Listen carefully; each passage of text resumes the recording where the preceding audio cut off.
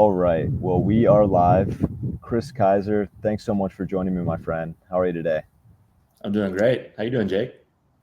I'm doing well. I believe it or not, was in Southern California just a few hours ago where it was well into the triple digits. And I never thought I'd say this, but I escaped the heat in LA, and now I'm in Frisco, Texas, where it's 70 degrees, and it's a criminal activity that I have my computer up instead of being on the course out here, I think. We got to wrap this up so you can get out there. I'm love to hear that. I'm here in Chicago where the weather's perfect in September, so I've got a similar feeling. But I guess you heard it here first. Go to Frisco for some cool temps. Exactly, exactly. And you and I were catching up about it before we kind of clicked record here, but obviously I'm at the HQ of the PGA of America. There are two beautiful courses out here, Fields Ranch, East and West, which I think will be hosting a PGA championship at some point. But what's pretty cool is, the folks at the PGA of America and Omni, they had a blank canvas and they had a chance to try really build the future of golf, which is pretty special. So I definitely recommend getting on the road and coming out here at some point. I can't wait to check it out. I know they took a big swing, big audacious vision, and sounds like they're delivering on it every step of the way, and creating a um, pretty awesome destination in its own right. So I can't wait to see it and hear about it. Absolutely. And I know you all are going to be using y'all more often coming up because you're coming out to Texas with some new projects and initiatives you have going on. And I Yes. definitely want to hear about that project and adventure. But, maybe before we dive in, obviously, Chris, you're a partner in Dream Golf, have an ownership in some of the most storied courses in the world and properties like Bandon Dunes, Sand Valley, Rodeo Dunes coming up soon, and sounds like you're just getting started. But maybe tell us a little bit more about Dream Golf and your journey so far into being a partner today. Yeah, so Dream Golf is a family endeavor. My dad, Mike Keiser, is the founder of Bandon Dunes, and that's really what set my golf career in motion years before I was even in the professional space. So in the '90s, after opening a small 9-hole course in New Buffalo, Michigan, an hour and a half from Chicago, which was modeled after Pine Valley, called the Dunes Club. My dad, this was kind of a passion project for 30 years. He ran a greeting card company, and he got that taste of success and kind of delivering on a vision or a dream that only he had, and he wanted more. So he had experienced the great links courses in Scotland and Ireland just as a retail golfer, and he kept returning to the thought of, why don't I feel this way when I'm playing in the States? A lot of different examples, but whether it's the local caddy, a reverent sense of humor, amazing link style golf, the sense of adventure, he wasn't finding that in the United States. And so he set out on a journey to find land that could kind of deliver on that feeling and that experience that he had overseas. And that's what led him to the land at Bandon Dunes. It started with one course. Everybody thought he was crazy, literally crazy, to from downtown Chicago, successful greeting card business, not risk it all, but risk quite a bit to do this crazy thing. And lo and behold, people showed up in droves, and that led to, 6 courses to follow at Bandon Dunes. And it's what's fueled my older brother, Michael, and I to do what we do, with a destination in its own right in central Wisconsin, which is our baby. We've launched a few new projects recently. You mentioned one of them, but Rodeo Dunes outside Denver, Wild Spring, Texas. It's really, it all goes back to my dad's pursuit of that feeling. I think we now will use the slogan of golf as it was meant to be. You can put on the blank for what you think that means, but that's the connective tissue of Dream Golf. And we can't help but just pursue sites, and to develop golf courses that hopefully realize on that vision. Unfortunately, I've never been to Bandon. Hopefully, we'll change that at some Another point. But I person. have absolutely, I have heard endless times almost a magical experience, right? And maybe dream is the right term to think about what it's like when you're looking at the Pacific Ocean over the cliffs and some of these scenic shots. I mean, just out of body experience almost. But I'm curious for you, obviously having, I assume, grown up visiting and seeing the evolution of Bandon. What was the story of Sand Valley, and how did you find that property, and what did you see in Wisconsin that made you think that there was potential? Yeah, so it was a little bit different for Bandon Dunes. My dad was in active pursuit of links quality lands that had to be on the coast, and he had looked on the East Coast, and ultimately Long Island, et cetera, was too expensive, overdeveloped. Lo and behold, he came across the land at Bandon. For Sand Valley, that was one where his reputation ultimately, with the success of Bandon Dunes, preceded him, and he kind of put out into the universe, that he was looking for additional sites. People in the golf world knew that, and so we got a call. I want to say it was 2013, from Craig Halton, who, in addition to being a partner for Oliphant Companies that builds and manages golf courses, he wanted to develop a golf course and a resort, and he wanted to design it. He was an aspiring architect, and he's designed courses to this day. So we got a call from Craig, asking if we would check out the site, and we did. And we're always looking for reasons to say no, because we're lucky to be in a position where we get some calls about, you should really check out the site. Here's why it's great. So we went down the list, reasons to say no, and ultimately got through the list and said, this is feeling like a yes. So we jumped on it pretty quick, and that's where my brother and I jumped in. He moved up to the site for the first 3, 4, 5 years. I was kind of remote support here from Chicago, and took it one course at a time. The first has to be successful to lead to the second to the third. And here we are, having just opened our 5th course here in 2024, only 8 years in. Yeah, and that 5th course, as I was saying, I had the pleasure of walking, and it was a great walk, 5 great walks, and it was special. It's interesting. It almost feels dirty to say an executive course when describing Sedge, because when you think an executive course, you almost think that it lacks maybe challenge or sophistication. But when you see the layout and the creativity and some of the blind shots and the undulation of the fairways, it is one of the most unique and creative layouts of any course you've ever played. Yeah. It almost completely throws out the window any preconceived notion about par 72, par 68. All is this is a fantastic and interesting course. So how did you guys think about Sedge as it relates to the other 4 properties? Obviously, Lido was last year. You mentioned Long Island, so I'm sure that one had a long and exciting kind of creative process. But I'm curious, how did you think about Sedge, and where did that one come to be in your journey? Yeah, so I guess I might have two threads to follow up on that. One is that with each course at Sand Valley, we wanted it, because it's a destination. We've got a captive audience. We wanted each course after Sand Valley to be, we hoped, this was our goal, to be great and to be different. So in building Mammoth, we knew it was going to look and feel and play different from Sand Valley. We worked for it to be great. That's up to other people to decide if it was. Sandbox, by its nature, 17-hole, par 3 course, was just a different experience. Then going to Lido, given its history and kind of the difficulty and kind of the way in which you play it, there's some blind shots, but we knew it would be different. So every step of the way, 2 questions we asked were like, will this be a truly different and complementary experience to what we already have?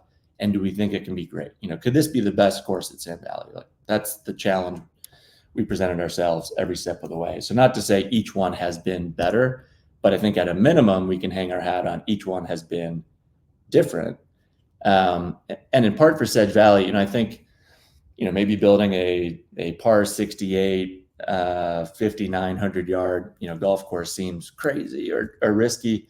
I think from experiencing, and this was, our dad kind of encouraging us over the years, starting when we were 13, 14 and could play, encouraging us to see and play some of the best courses overseas.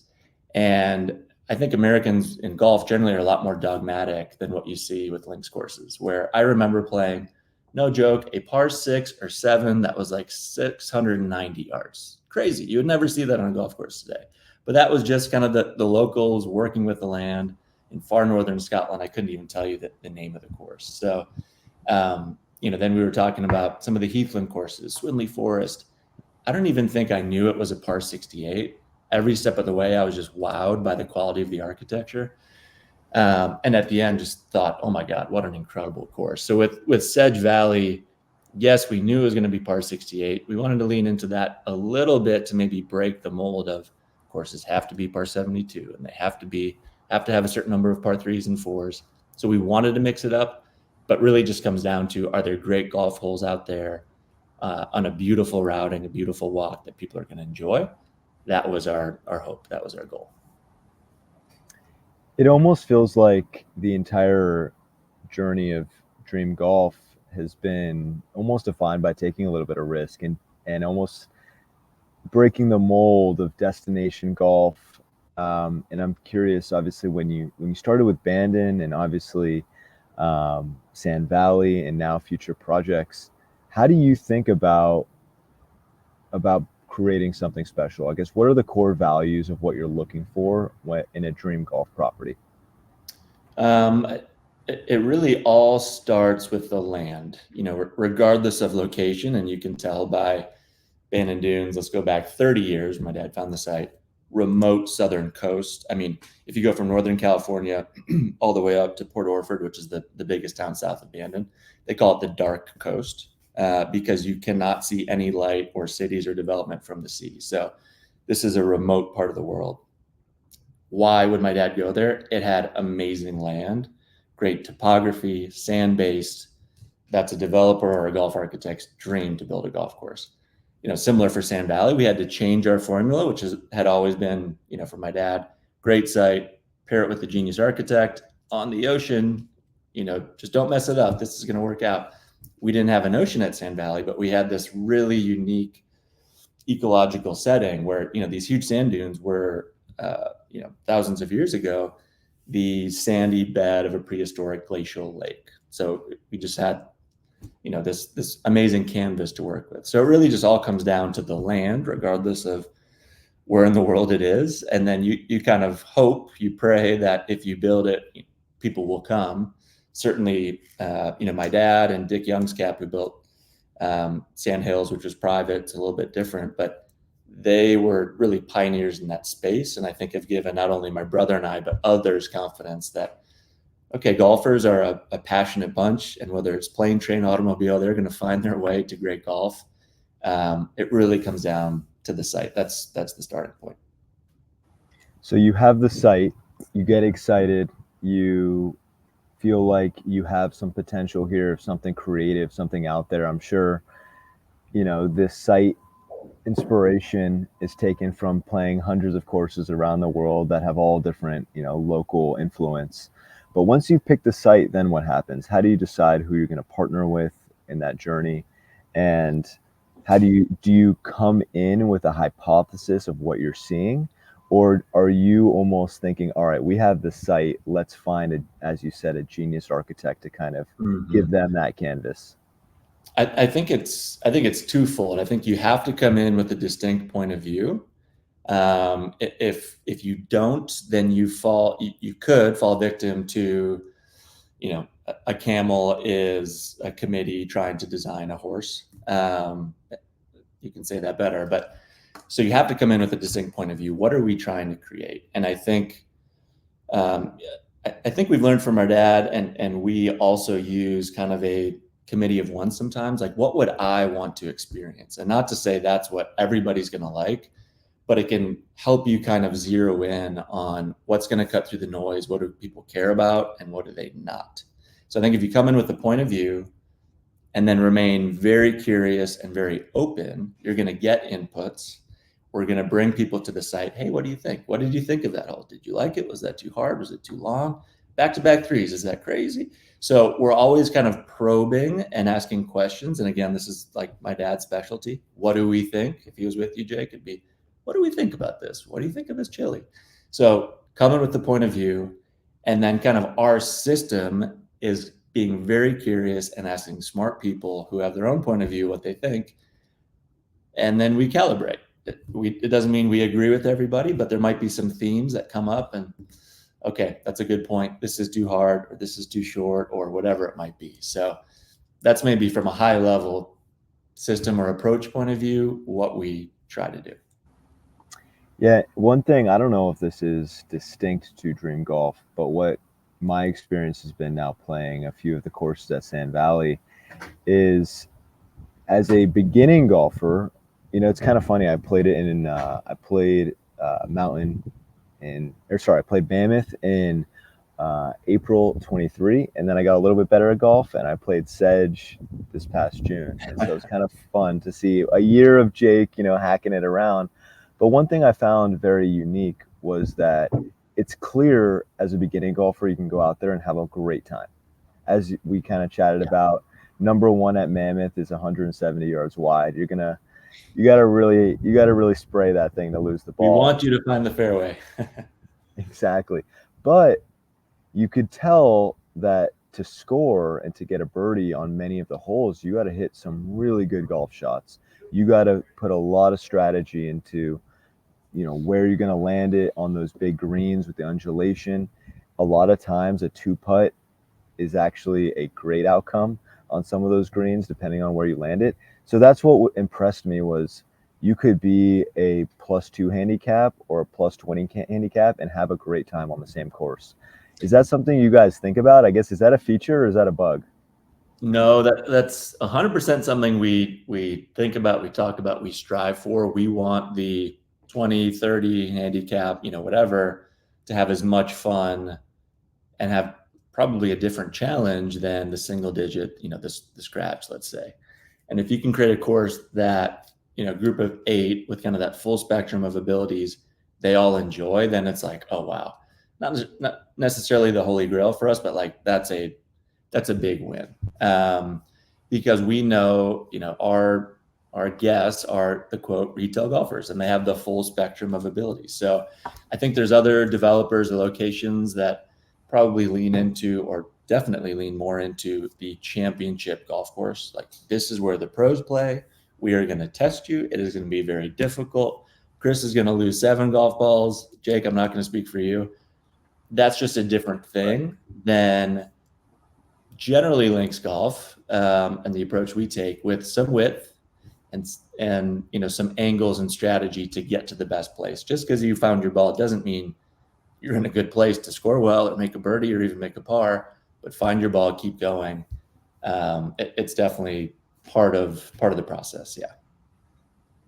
And when you're looking at a property, are you always thinking about real estate? Has that always been part of the strategy? Obviously, at Sand Valley, you've got residences that are both for rent and for purchase, and they're spectacular. Mm-hmm. They almost look like VR, how interesting they are, and some of these views, and almost a modern farmhouse style. Mm-hmm. And so I'm curious, is that part of the calculus from the beginning, is real estate, or how do you think about that? It really depends on the project. So, I mean, going back to Bandon Dunes, 1999, no real estate as part of the development plan. So, my dad had a partner. He had done well. He didn't want to have partners and grew organically. And so real estate was never a need. It was never a want. We're going to create this golf destination where you come to play golf and take great care of guests. At Sand Valley, we started maybe closer to that mold, but found opportunities to grow more quickly through real estate. It allowed us to, grow organically and smartly, but also use kind of outside funding sources to fuel our growth by building the next golf course, by building, lodging inventory that ultimately guests would want to stay in. And, we're not trying to publicize this too much, but we're also leaning a little bit more into families and non-golfers too. My dad's dad, my grandfather, was an Eagle Scout. He was an outdoorsman. My dad grew up going on hiking trips in the Adirondacks. Our family, extended family, would do the same. And so, again, going back to the committee of one, in this case two, my brother and I, okay, we don't want to take our eye off the ball of building great golf courses and delivering an amazing golf experience. But we also have young families. We each have 3 kids under 6, and we want to build a place where not only golfers, but also couples and families can come and enjoy the outdoors together. Because ultimately, our why for golf, yes, we're obsessed with golf, but it rolls into that bigger why of like being in the outdoors with people you love and exploring. So we've been trying to kind of layer on some different pieces, hopefully without compromising any different subset of the overall experience. And real estate's kind of been a piece of that puzzle to fuel our growth and also unlock maybe some different areas that at Bandon Dunes we never wanted to and maybe never will. It's fascinating. Yeah. I know that at Sand Valley, you have some new amenities you've brought online, right? I believe there's tennis. And when I was there, you were in some talks for a spa potentially at some point, maybe not. But I mean, how do you think about, I guess, non-golf amenities as it relates to the golf experience, right? Because obviously, if you think about comps in that quote unquote top 10 resort category, many of them do have a great spa. If you think about like a Pebble Beach or a Destination Kohler, it is a little bit more bring your family, you'll have great golf, but I'm curious how you think about that. Yeah, I mean, I think theoretically by layering on all these things that we hear that some number of people want, you run the risk of watering down the ultimate experience and not being laser focused on the bullseye of bullseyes of who's your target customer, right? So, in theory, you could add a spa and you could add all these things that we're hearing from our guests at Bandon and at Sand Valley that they want. So you have to be laser focused on that guest experience. Now, at the same time, at Sand Valley, we are adding some of those things. In terms of grass tennis, we have 15 courts. That was a pretty easy one for us because growing grass with 5 courses, soon to be 6, is kind of a byproduct of what we do. So that was like a pretty easy, okay, let's test this out. And actually went back to putting up a net on the teeing grounds of the Sand Valley driving range, leaving some rackets and balls and seeing what happened. So when you can test, we love to test. We saw people were interested. They picked up rackets. They were laughing. They're having a good time. Okay, let's build 5 courts. People filled the courts. Okay, now we have 15 courts. We have a tennis center with a pro shop down in the basement. So that was an easy thing to do. I mean, if you invest in a big destination spot, that's a much bigger investment. And so we've had debates about, is that the right thing to invest cash from the business into? Is there an ROI on that? Or is it just kind of an added amenity or experience that hopefully, grows the cachet of Sand Valley? So we're having some of those internal debates now. And you could argue either side. I think it's mostly after 5 rounds of golf, that lower back's getting a little tight and you need a little relief. But that's really interesting. Yeah, that's part of it too. And for me, that makes it easier to get behind if it's part of allowing and facilitating avid golfers to do what they love, which is walk 18 or 27 or 36 holes. Hey, help me get back to neutral we've talked about, having a cold plunge and hot tubs and massage center. That's great. Now that kind of fits the ethos and the brand of you're here to play golf, to enjoy the outdoors. But I'll speak for myself. I'm going to be really sore. So let's help those golfers get back to neutral. To me, that feels good. It sounds good and probably folds into the business well.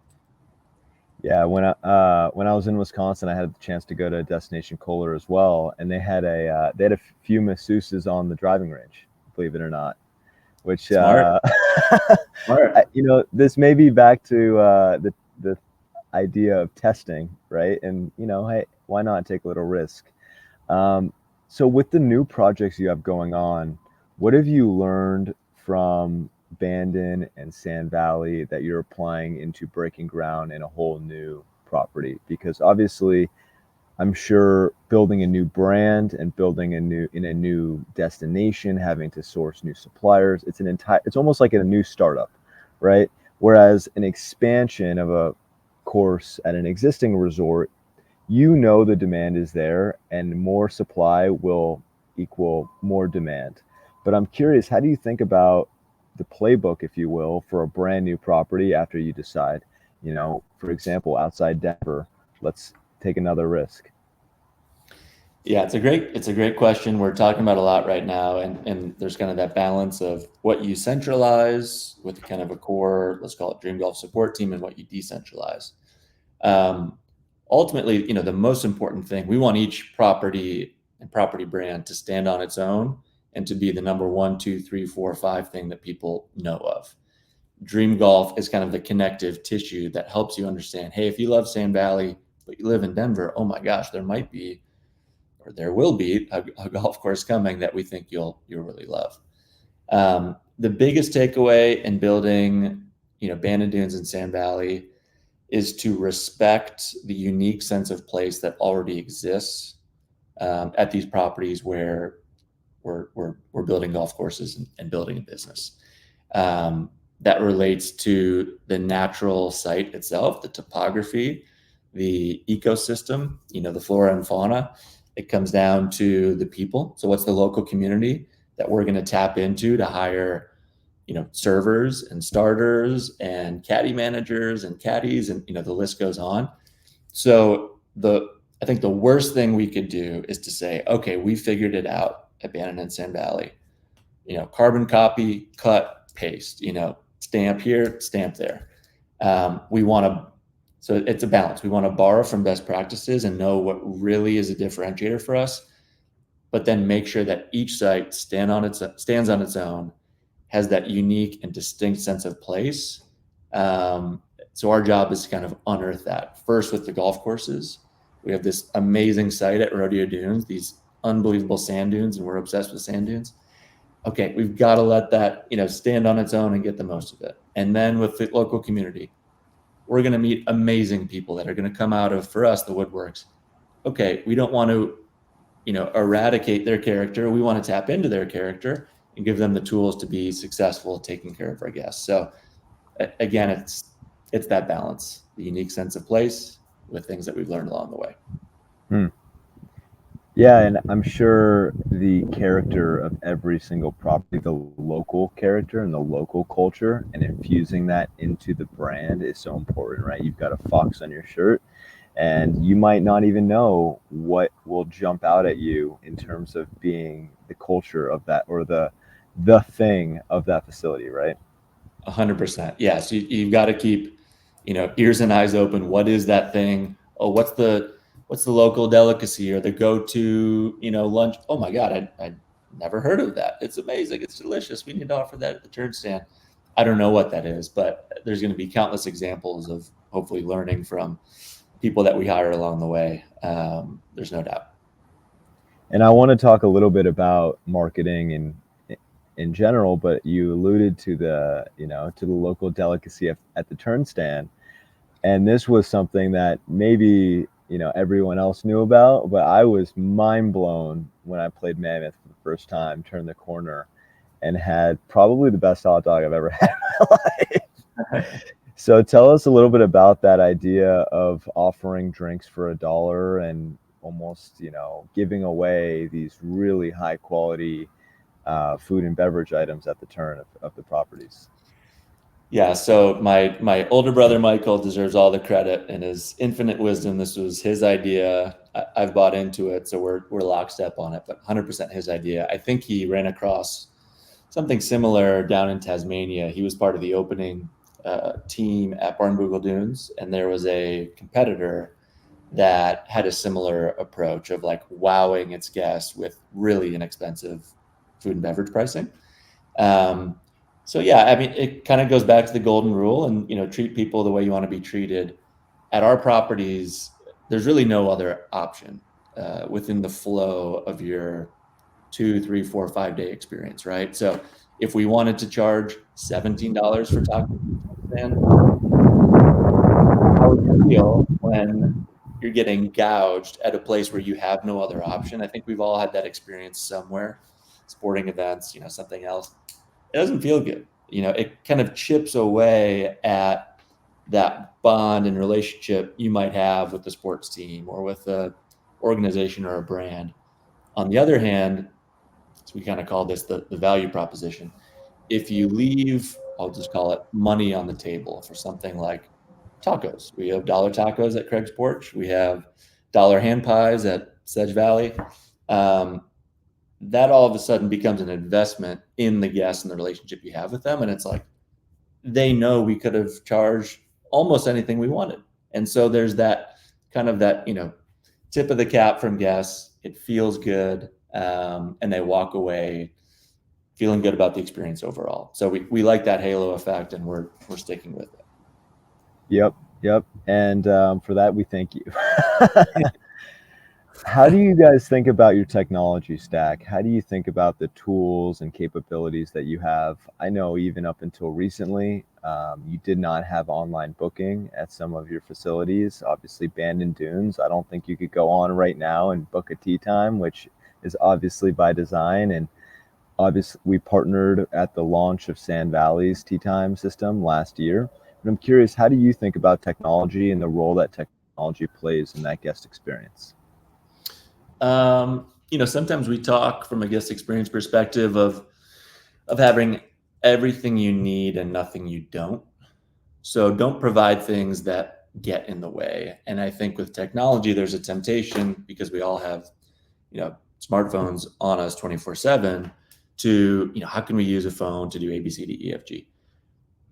And that's great. But let's say you're at Bandon Dunes and you're walking Sheep Ranch on a still morning while the sun's coming up and the Pacific Ocean in all of its glory, is right there. The worst thing we could do is interrupt that experience with a ping.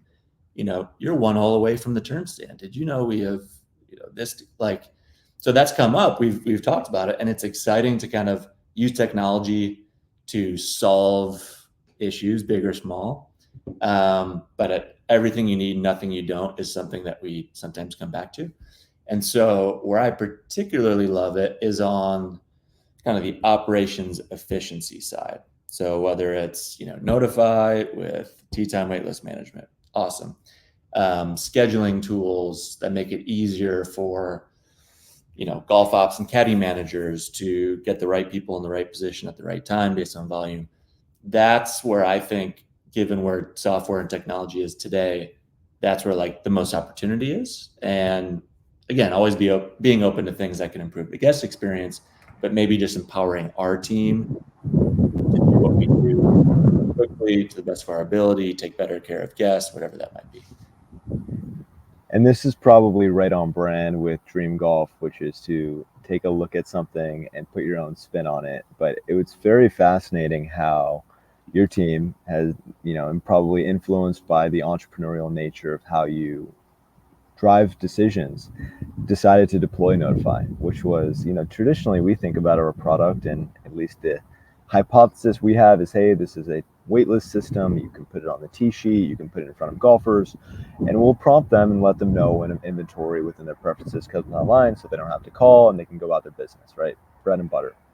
But with the Sand Valley team, and I got to give credit to Jordan and Logan and Kevin and Mark, decided to do was almost take the technology and brand it and launch it in an entirely new way, which was to make it almost the first step in the customer booking journey and have it be less of a wait list and more of a concierge.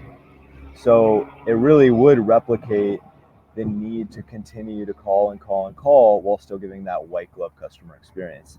And so I have to give you all credit, because you've probably seen even since then at some other resorts some inspiration from what we'll call the Sand Valley special over there. Well, appreciate the kudos. Yeah, I mean, goes right back to you and your team, super flexible in hearing our unique requests and kind of working with us on unique requests. But I think it's important to know what's the issue, what are we trying to solve, and now how can we get after it. So it's great to have partners that are nimble in trying to crack the code. Sure. Well, I know there are countless operators out there trying to think about how they can replicate some of the success or take inspiration from what you all have achieved with Dream Golf. What's your advice for operators who want, maybe at even as small as a municipal or as big and glorious as a new destination resort, What's your advice for thinking about bottling up some of that dream golf magic and being able to replicate at least some of what you all have achieved across various property types? Um, it might boil down to just being obsessed with the customer experience and trying to delight the guest, the golfer, the customer. My dad has always said the second hardest thing is getting somebody to come for the first time. The hardest thing is getting them to come back. And so if you have extractive pricing or you just don't have a great, experience, and maybe you try to maximize profits, somebody might come and say, yeah, I checked the box. I'm not all that excited to return. But if you're obsessed about that experience and you pair that with a long-term view of the relationship with that person, then you're going to make it easier for them to do your work for you, which is you want them to leave and, oh my God, I need to go back. I'm going to tell people that I know they've got to go to, wherever it is. So, that involves hundreds and hundreds of small to large decisions, but I think it just boils down to really trying to delight your customer and also knowing, like, who are you? What's your brand? What do you stand for? Right. So a place with golf carts and, drink carts and music, that's great. There may be places where that's the thing. So that might come back to having a distinct point of view and, like, how is your facility going to cut through the noise to do something that's unique, or if not unique, better than other competitors you have. Yeah, I love that. It almost sounds Steve Jobs-esque, right? Where when you talk to Steve Jobs about, or not that I do, but when you hear him talk about building Apple, it's obsession with like nailing the basics, but then going above and beyond the surprise and delight, right? With every single piece of Apple technology, it just works. And it's almost, he describes it as a beautiful experience. And he is obsessive, or was obsessive, to the most granular detail to not miss one single thing. It is. I mean, it's been a few years, but open up any Apple product, the packaging. I mean, it's like ultimately it's paper and it's, glossy cover and it's cardboard.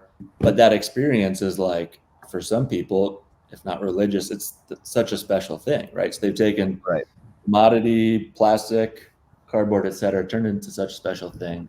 Yeah, we really try to apply that. I mean, we have early years at Sand Valley, going back to 2015, 2016, we had a shower head graveyard because we were looking for the shower head that could pack the most punch, knock your socks off at the end of a round.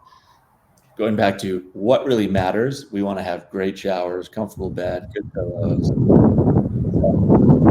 definitely don't. Steve Jobs and Apple, plenty of other leaders. Yeah, when I had the chance to be on property, I was with Jordan, and he said, "Try that shower." That was the signature. He said, "You're gonna love that water pressure." There were 20 others that didn't make the cut. That one did. I love it. Well, last question for you. Obviously, I'm here in Texas. Tell us a little bit about this new Texas project and what's the inspiration, and maybe there's some secrets you can't share yet, but you obviously had a big reveal and there's a lot of buzz and excitement. What's the vision for your Texas property coming up?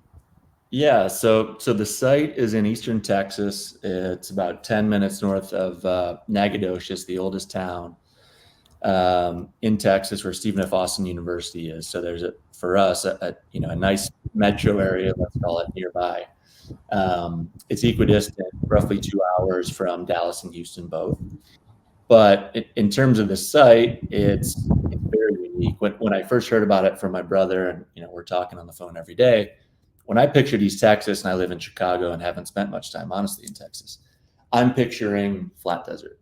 And then I get the pictures, and the site itself is 100 plus feet elevated from the surrounding land. There's thousands of acres of timber property surrounding us. And there's these amazing undulations. So I'm not going to say we're like these courses, but obviously we try to draw inspiration from other greats. So our mashup would be like if Pinehurst met Shore Acres because we have these ravines that the Tom Doak's routing plays, through, over, around. So just this really unique and interesting site. It's sand-based, ravines, wild springs, big elevation changes. It's a lot of the things that we look for and felt totally unique. So, for us, we try to be strategic and opportunistic, and developing in Texas kind of fit that strategy of having different areas in the United States that we could operate in.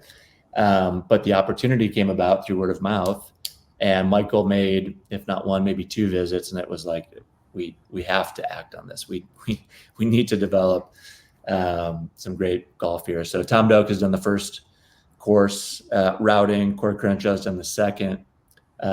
We launched with a PR splash this summer and have some founders that are on board. So the ball is rolling, and it's really exciting to be in Texas at the site in particular. Well, that's amazing. I can only imagine what the inside of your brain's looking like these days, operating, getting close on a few new facilities, and then still being in the visioning bucket. But it's incredible what you guys are doing. It's so exciting, and I hope to have a punch list one day on the wall with all of my dream golf adventures.